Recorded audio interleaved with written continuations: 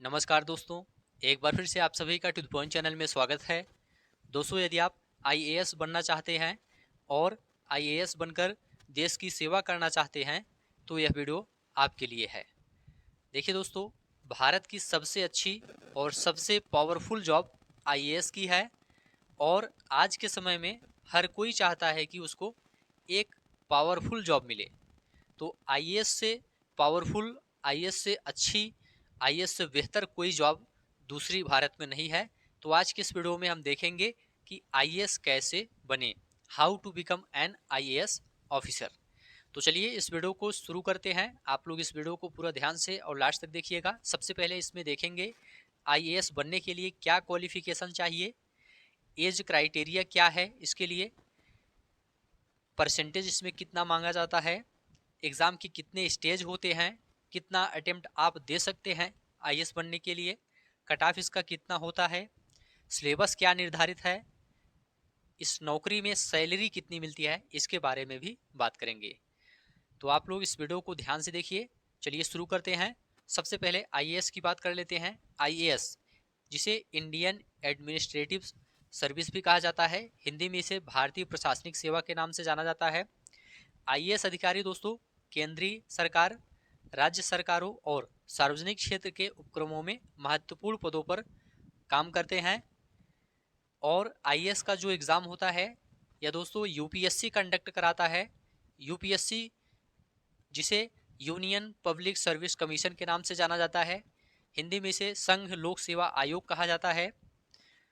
तो अब यहाँ पर दोस्तों हम बात करेंगे आईएएस बनने के लिए क्या क्वालिफिकेशन चाहिए, क्या योग्यता चाहिए आईएएस बनने के लिए, इसके बारे में यहाँ पर अब बात करेंगे। तो देखिए दोस्तों, आईएएस बनने के लिए ग्रेजुएशन आपका होना चाहिए। ग्रेजुएशन किसी भी स्ट्रीम में आपका होना चाहिए, जैसे कि BA, BSc, BCom, BBA, BCA, engineering, medical या कोई भी डिग्री कोर्स किया हो तो आप यूपीएससी का एग्ज़ाम देने के लिए एलिजिबल हैं। ठीक है, तो यहाँ पर आपका ग्रेजुएशन होना चाहिए। अब यहाँ पर दोस्तों हम बात करेंगे परसेंटेज कितना होना चाहिए। तो देखिए दोस्तों, यहाँ पर ग्रेजुएशन में आपका कितना भी परसेंटेज है, आप आसानी से आईएएस का फॉर्म अप्लाई कर सकते हैं, आईएएस आप बन सकते हैं, क्योंकि यहाँ पर परसेंटेज का कोई जिक्र नहीं होता है। इस नौकरी में दोस्तों परसेंटेज नहीं मांगा जाता है, इसलिए ग्रेजुएशन में आपका कितना भी परसेंटेज है आप आसानी से फॉर्म अप्लाई कर सकते हैं। चलिए अब आगे बढ़ते हैं और एज लिमिट की बात कर लेते हैं। आईएएस बनने के लिए मिनिमम एज कितनी होनी चाहिए और मैक्सिमम एज कितनी होनी चाहिए। सबसे पहले जनरल कैटेगरी की बात करते हैं। जनरल कैटेगरी के लिए दोस्तों मिनिमम 21 वर्ष और अधिकतम 32 वर्ष उम्र होनी चाहिए। ओबीसी के लिए मिनिमम 21 वर्ष, अधिकतम 35 वर्ष उम्र होनी चाहिए। एससी एसटी के लिए मिनिमम 21 वर्ष और मैक्सिमम 37 वर्ष एज निर्धारित है। पीडब्ल्यूबीडी की बात करते हैं। जनरल के लिए मिनिमम 21 वर्ष, मैक्सिमम 42 वर्ष। ओबीसी के लिए मिनिमम 21 वर्ष, मैक्सिमम 45 वर्ष एज निर्धारित है। एससी एसटी के लिए मिनिमम 21 वर्ष और मैक्सिमम 47 वर्ष एज निर्धारित है। तो यहाँ पर आपको एज लिमिट के बारे में बता दिया गया। अब दोस्तों यहाँ पर बात करेंगे एग्ज़ाम के कितने स्टेज होते हैं। देखिए दोस्तों, आईएएस बनने के लिए 3 स्टेज से गुजरना पड़ता है। पहला स्टेज होता है pre exam. Pre exam pass करने के बाद दूसरा स्टेज होता है मेंस एग्ज़ाम। तो सबसे पहले प्री एग्ज़ाम होता है, उसके बाद मेंस एग्ज़ाम होता है और तीसरे नंबर पर इंटरव्यू होता है। तो 3 स्टेज से होकर गुजरना पड़ता है। अब यहाँ पर बात करेंगे दोस्तों आईएएस बनने के लिए कितना अटेम्प्ट आप दे सकते हैं। सबसे पहले जनरल कैटेगरी की बात करते हैं। जनरल कैटेगरी के लिए 6 अटेम्प्ट निर्धारित है, अप टू 32 ईयर्स। ओबीसी के लिए 9 अटेम्प्ट निर्धारित है, up to 35 years. SC ST के लिए नो लिमिट्स है, अप टू 37 ईयर्स। तो यहाँ पर अटेम्प्ट के बारे में भी आपको बता दिया गया। अब यहाँ पर दोस्तों एग्ज़ाम पैटर्न और सिलेबस के बारे में देखेंगे। सबसे पहले एग्ज़ाम पैटर्न देखेंगे। देखिए दोस्तों, अभी इसके पहले आपको 3 स्टेज के बारे में बताया गया था। पहला स्टेज था प्रीलिम्स एग्ज़ाम, दूसरा मेंस एग्ज़ाम और तीसरा इंटरव्यू। तो यहाँ पर सबसे पहले प्रीलिम्स की बात करते हैं। प्रीलिम्स में 2 पेपर होता है। पहला पेपर जनरल स्टडीज़ का होता है जिसमें 100 क्वेश्चन पूछे जाते हैं, 200 अंकों का होता है। दूसरा पेपर सी सेट का होता है जिसमें 80 क्वेश्चन पूछे जाते हैं, 200 अंकों का होता है। अब यहाँ पर प्रीलिम्स का सिलेबस देख लेते हैं। आईएएस प्री का सिलेबस यहाँ पर दिया गया है। भाग का प्रारंभिक परीक्षा प्रश्न पत्र फर्स्ट 200 अंकों का होता है, अवधि 2 घंटे का होता है। टॉपिक यहाँ पर दिया गया है राष्ट्रीय और अंतर्राष्ट्रीय महत्व की सामयिक घटनाएं, भारत का इतिहास और भारतीय राष्ट्रीय आंदोलन, भारत एवं विश्व भूगोल, भारत एवं विश्व का प्राकृतिक सामाजिक आर्थिक भूगोल, भारतीय राज्यतंत्र और शासन, संविधान, राजनीतिक प्रणाली, पंचायती राज, लोक नीति, अधिकारों संबंधी मुद्दे आदि, आर्थिक और सामाजिक विकास, सतत विकास, गरीबी समावेशन, जनसांख्यिकी, सामाजिक क्षेत्र में की गई पहल आदि, पर्यावरणीय पारिस्थितिकी, जैव विविधता और मौसम परिवर्तन संबंधी सामान्य मुद्दे जिनके लिए विषयगत विशेषज्ञता आवश्यक नहीं है, और सामान्य ज्ञान। तो प्रश्न पत्र फर्स्ट में इन सभी टॉपिक से संबंधित प्रश्न पूछा जाता है। इसके बाद प्रश्न पत्र सेकंड की बात कर लेते हैं।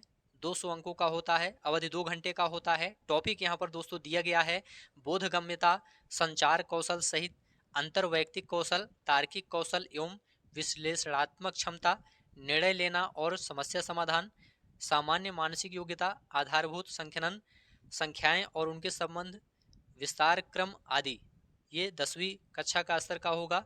आंकड़ों का निर्वचन, चार्ट, ग्राफ तालिका, आंकड़ों की पर्याप्तता आदि 10वीं कक्षा का स्तर का होगा। तो यहाँ पर सिलेबस पूरा दिया गया है, प्री का यह सिलेबस है। अब इसके बाद दोस्तों मेंस की बात कर लेते हैं। तो देखिए दोस्तों, मेंस एग्जाम में कुल 9 पेपर होता है। 9 पेपर यहाँ पर आपके सामने दिया गया है, आप लोग देख लीजिए। यहाँ पर लिखा गया है प्रधान परीक्षा लिखित परीक्षा में निम्नलिखित प्रश्न पत्र होंगे। प्रधान परीक्षा का मतलब मुख्य परीक्षा। सबसे पहले अर्हक प्रश्न पत्र होगा। इसमें प्रश्न पत्र का में संविधान की 8वीं अनुसूची में सम्मिलित भाषाओं में से उम्मीदवारों द्वारा चुनी गई कोई एक भारतीय भाषा से प्रश्न पूछा जाएगा, 300 अंकों का होगा।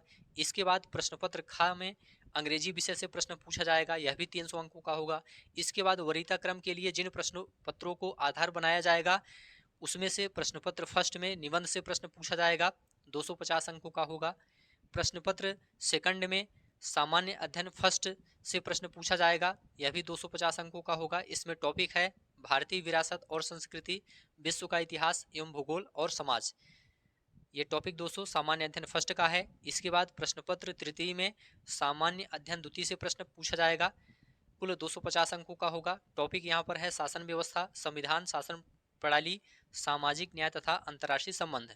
इसके बाद प्रश्न पत्र 4 में सामान्य अध्ययन तृतीय से प्रश्न पूछा जाएगा, 250 अंकों का होगा। टॉपिक है दोस्तों प्रौद्योगिकी, आर्थिक विकास, जैव विविधता, पर्यावरण, सुरक्षा तथा आपदा प्रबंधन।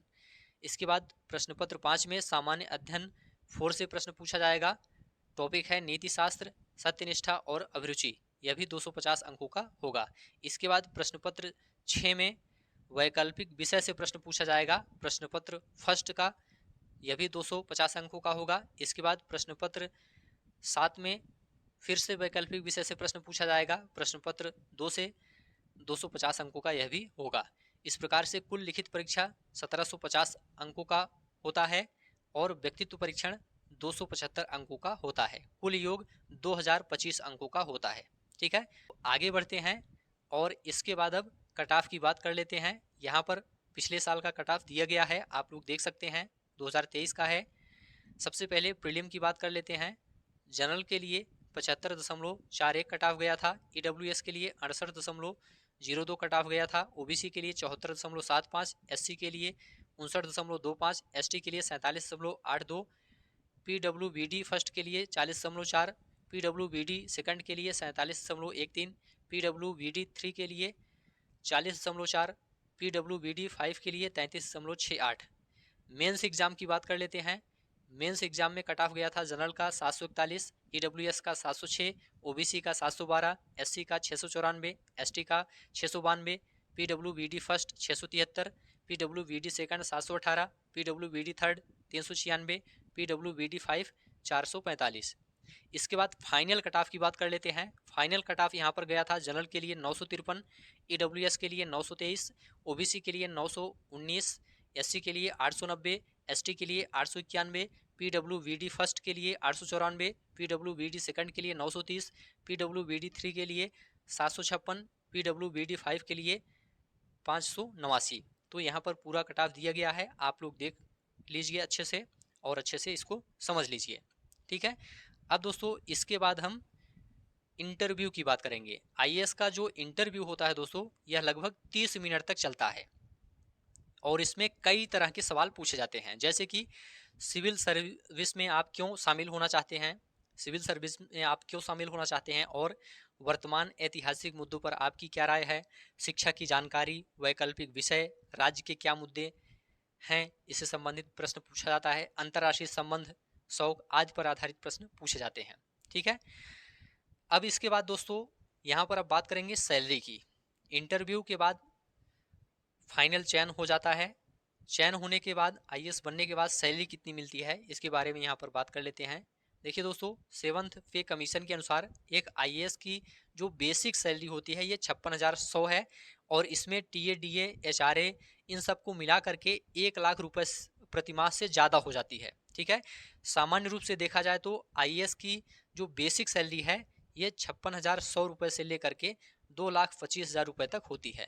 तो यहाँ पर दोस्तों सैलरी के बारे में भी आपको बता दिया गया। यहाँ पर आईएएस के बारे में संपूर्ण जानकारी आपको दे दी गई है। उम्मीद है यह वीडियो आपको अच्छा लगा है तो चैनल को सब्सक्राइब कीजिए, दोस्तों में शेयर कीजिए और कमेंट में लिखकर जरूर बताइए। इस वीडियो को यहीं पर समाप्त करते हैं। वीडियो देखने के लिए आप सभी का बहुत बहुत धन्यवाद।